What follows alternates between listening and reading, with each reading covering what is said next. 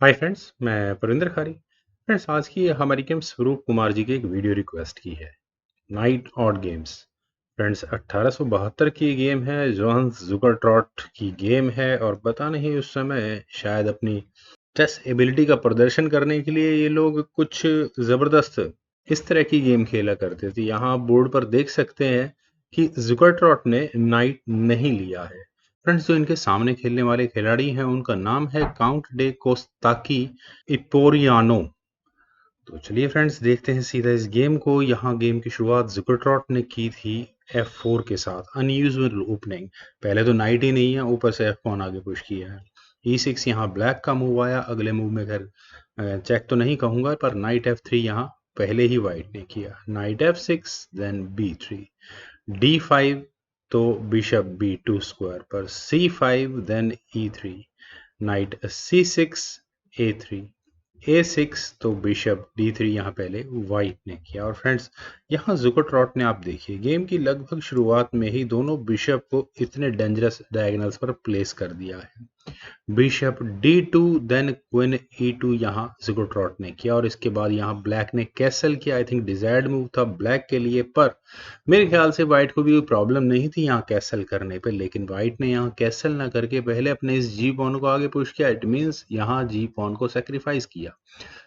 और यहाँ पर बहुत बड़ी गलती हुई कोस्ताकी से। उन्होंने यहाँ किया नाइट टेक्स G4 और जुगरट्रॉट को g file semi open on the 9th move उन्होंने यहाँ गिफ्ट कर दी है।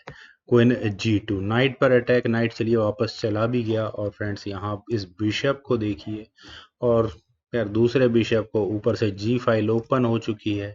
H4 यहाँ अब जुगरट्रॉट ने चल दिया है। H6, कोई प्रॉब्लम नहीं है, चलिए H पॉन का बढ़ना तो वे रोक सकते हैं। H5, then king H8 square पर। और इसके बाद यहाँ व्हाइट ने कैसल किया towards long side and that's it. अब अटैक लगाने के लिए जुगरट्रॉट बिल्कुल तैयार है।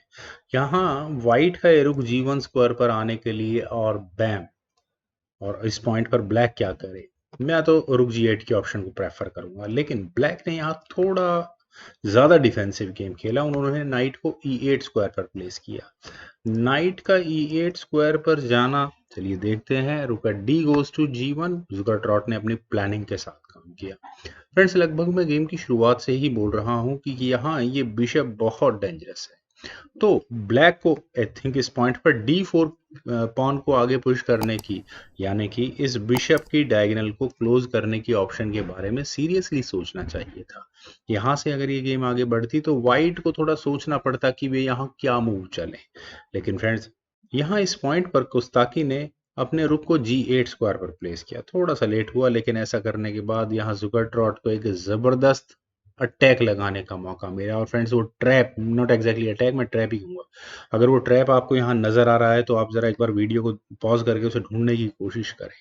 यहाँ पर बिशप को H7 स्क्वायर पर जुगरट्रॉट ने प्लेस किया। और आखिर ये क्या कैलकुलेशन है?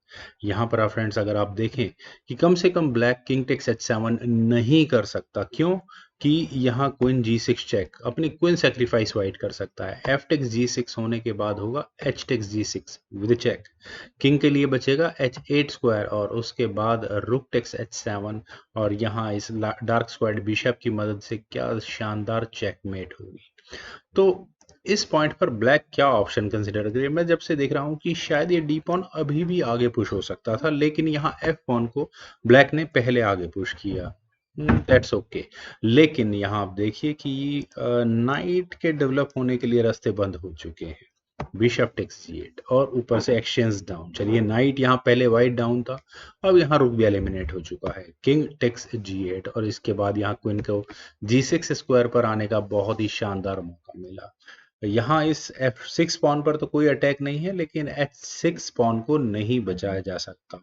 फिर वही बात आती है कि डी पॉन आ गया, अभी भी पुश हो सकता था, लेकिन किंग को H8 स्क्वायर पर पहले ब्लैक ने किया। और यहाँ शायद इस H पॉन के बारे में जरूर दिमाग में रहा होगा। और फ्रेंड्स, यहाँ आप एक बार फिर दोबारा जरा वीडियो पॉज करके व्हाइट का क्या मूव हो सकता है जरा समझने की कोशिश करें।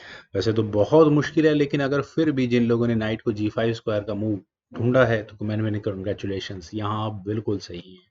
अब प्रॉब्लम है ये नाइट सेक्रीफाइस जो कि अगले मूव में चेकमेट की क्लियर कट थ्रेट दे रहा है। नाइट को लेना ही पड़ेगा, एफ पॉन से लिया जाए या एच पॉन से, दोनों ही पॉन से रिजल्ट एक ही जगह पर पहुंचता है। लेकिन फिर भी शायद एफ टेक्स जी फाइव की ऑप्शन बेटर थी। क्यों?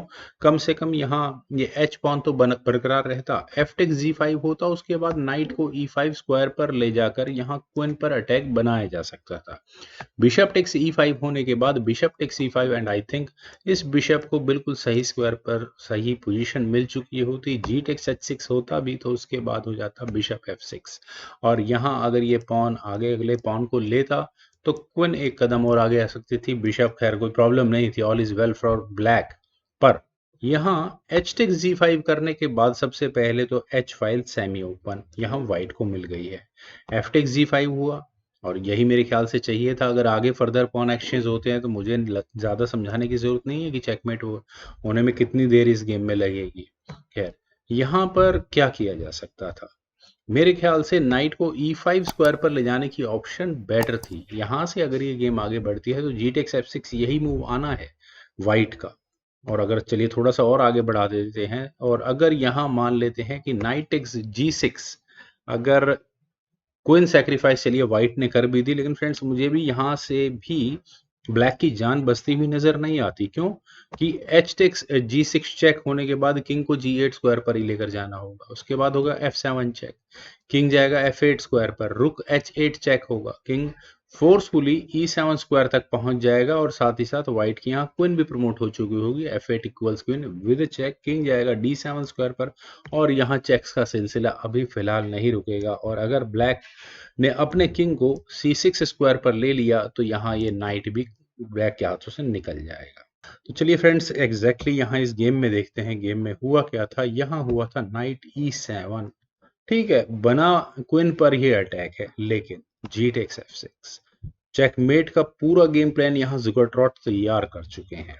अगले मूव में वो थ्रेड दे रहे हैं एफ पॉन को आगे पुश करके यहाँ सीधा चेकमेट करने की। ऑब्वियस है जी टेक्स F6 हो नहीं सकता, अदरवाइज मेरे ख्याल से सिर्फ क्वीन की एक चेक और यहाँ चेकमेट हो चुकी होगी। नाइट टेक्स G6 यहाँ पर पहले ब्लैक ने ऑप्ट किया, लेकिन जैसा कि मैंने थोड़ी देर पहले कहा था कि ये चेकमेटिंग सीक्वेंस है।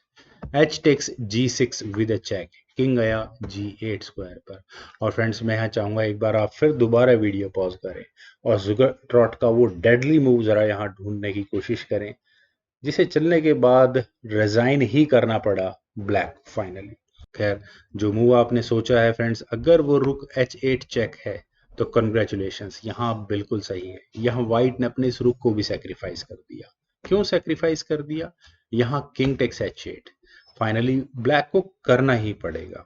और इसके बाद फाइनली यहाँ जुगरट्रॉट को अपना फाइनल मूव लगाने का मौका मिला। उन्होंने यहाँ किया F7, और यहाँ इस मूव के बाद कोस्ताकी ने रिजाइन कर दिया। और रेजिग्नेशन का रीजन फ्रेंड्स मेरे ख्याल से मुझे बहुत ज़्यादा एक्सप्लेन करने की जरूरत नहीं है, बस वाइट को यहाँ अपने रुक को H1 स्क्वायर पर लाकर चेक देनी है और चेकमेट अपने आप हो जाएगी।